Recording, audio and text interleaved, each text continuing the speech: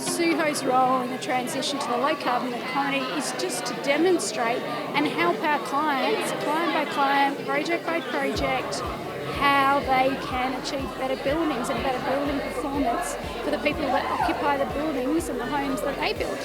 Partnerships and delivery solutions is just so important because if we all work together, there's more resources available for everyone to benefit from, and the more resources we all put in, the more resources we all get out of it, and the more benefits we get out of it. And what's really important about the 10-star house project that we did was getting other partners to contribute what they are doing, and we all went together by building the 10-star house, so everybody had the opportunity to try out their new types of products and services, and everybody could showcase them and show anybody, you don't have to build a 10-star house, you can just use this product. So that benefit has just been fantastic for our partners and fantastic for people who just want to do something.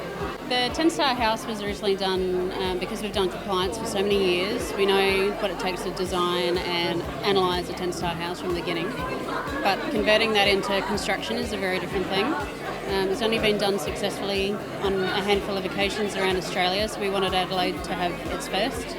So it's very important to try to show that process of going from design to construct, but then also analysing and critically looking at it and seeing, does the software, does the analysis work, and then feeding that back to government as well. So we have a CSIRO that will be looking at the house as well, which is probably one of the major goals on this project, to feed back that information.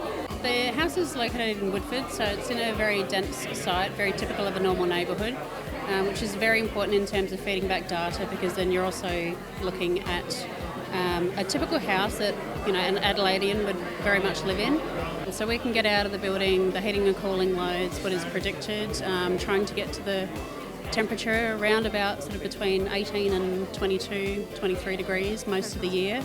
The house should be finished probably end of February, early March.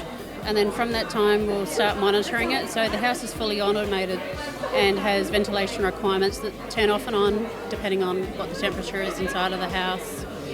Humidity, CO2, a lot of different variables that can affect the indoor performance and the longevity of the material. So we're expecting the lifespan of this material and the house to be a lot longer. It will be a display home. We have about 15 partners on the project from the industry who have the opportunity to bring people into that house. We'll use it for meetings, industry events. Because it's immersive education, it has more impact. The impact's longer lasting. We found that on Sustainable House Day when we got architects and builders to come up and actually feel the product.